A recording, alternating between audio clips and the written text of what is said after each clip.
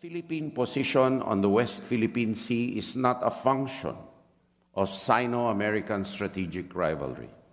Instead, it is caused, no doubt, by the overreach of the Chinese Communist Party, of which the most glaring evidence is the 9, 10, or 11 dash line that has absolutely no basis in international law. So, Professor Guo, part of their narrative is that they're saying that the US is pushing these security arrangements on countries like the Philippines, which Renato has proven that is not true. It is actually something that is sought, isn't it, in terms of that collaboration and the interoperability. But let's talk about China's overreach, which is what Teodoro had mentioned there.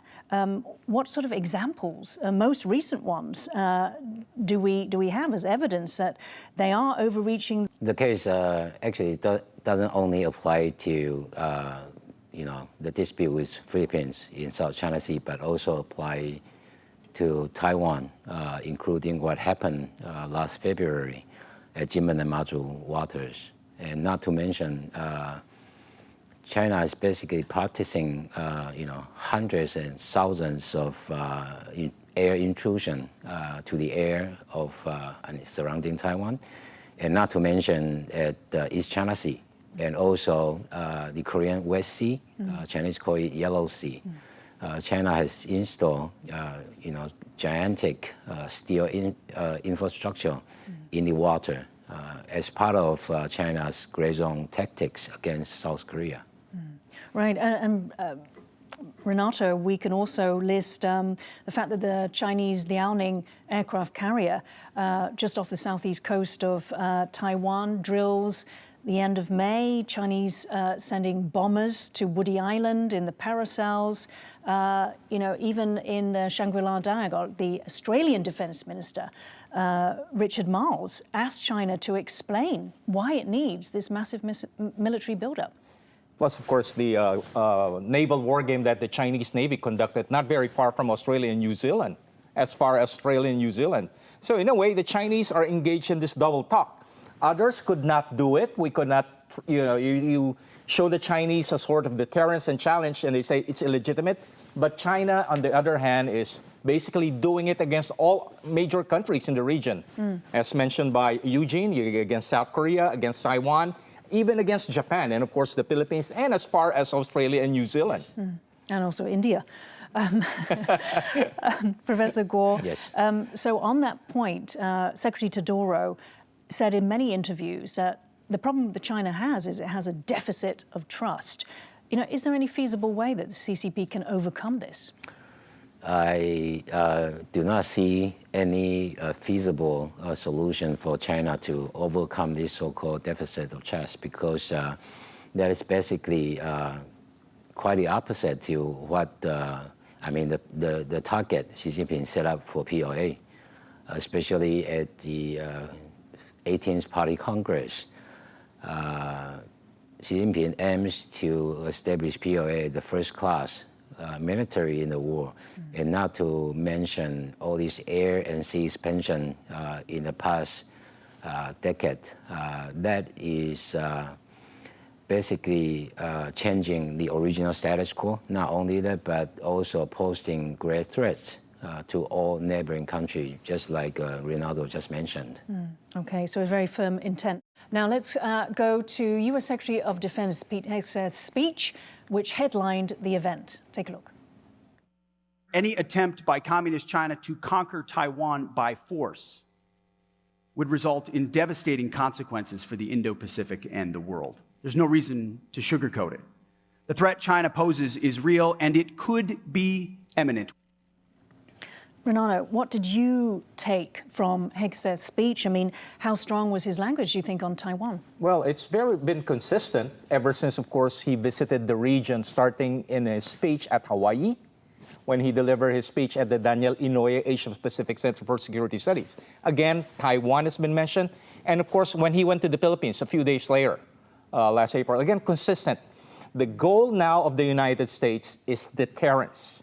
And of course, also a caveat to that, if deterrence would not work, they're also looking at the possibility of the fact that, push comes to shove situation.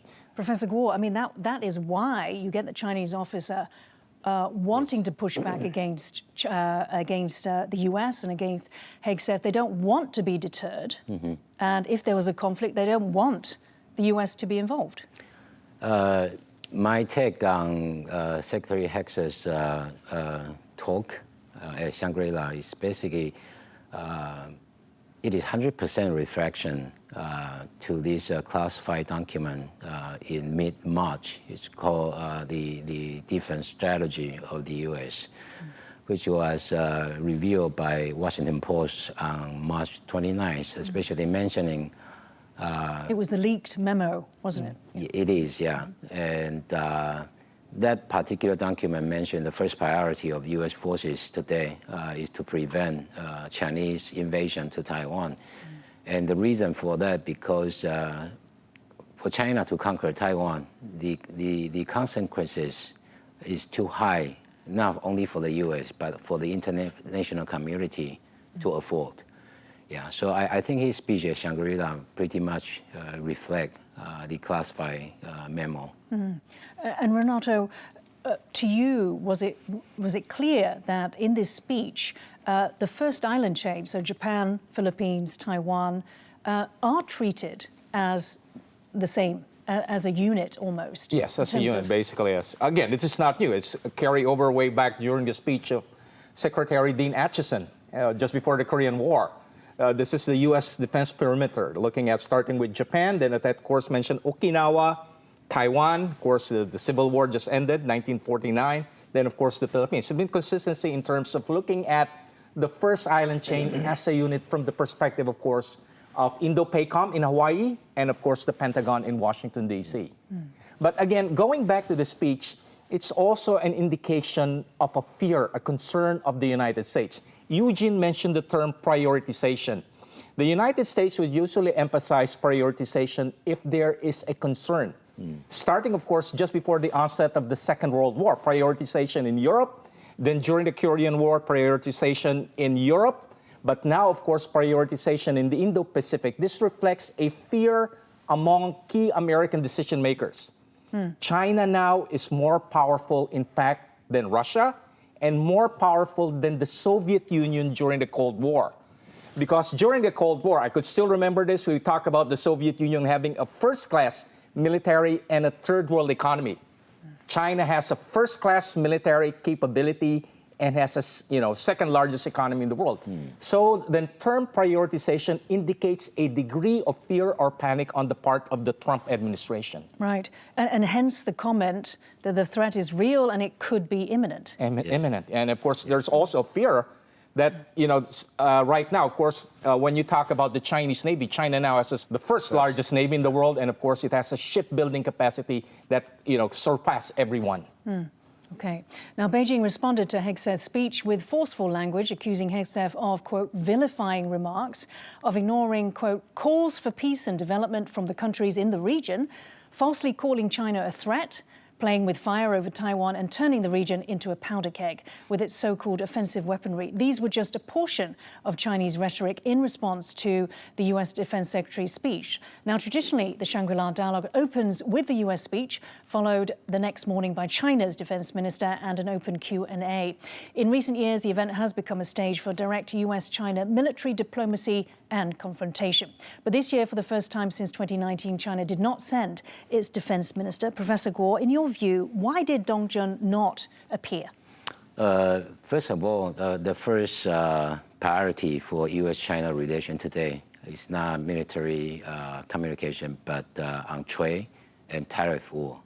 So that's the first reason. And second reason is, of course, because of the recent military purge at home of China. And Dong Jun was also involved in some of the cases and being investigated. But why not send a sort of higher level delegation than they actually did from a military university? Why? It doesn't need to be Dong Jun. China doesn't want to create a kind of a Tasmania feel that the U.S. and China are seriously talking about security relations in this region, which will stand out all the troubles that China has been created in the past couple of years. Renato, do you know, in that gap, or was there a gap? Was there a void that China left by not sending Dongjun or high-level? Yeah, in a way, it basically provided Hexet the opportunity to basically lay down the cards in terms of Americans, U.S., the Trump administration effort to basically develop what we call extended deterrence. But I think the Chinese would compensate it because they have their own version of the Shangri-La dialogue. I forgot the third. Yeah, they have their own. That's where basically they will, push back. So they have their own forum. That's basically their position. And also didn't want to be challenged on all those incidents, as Professor Guo said.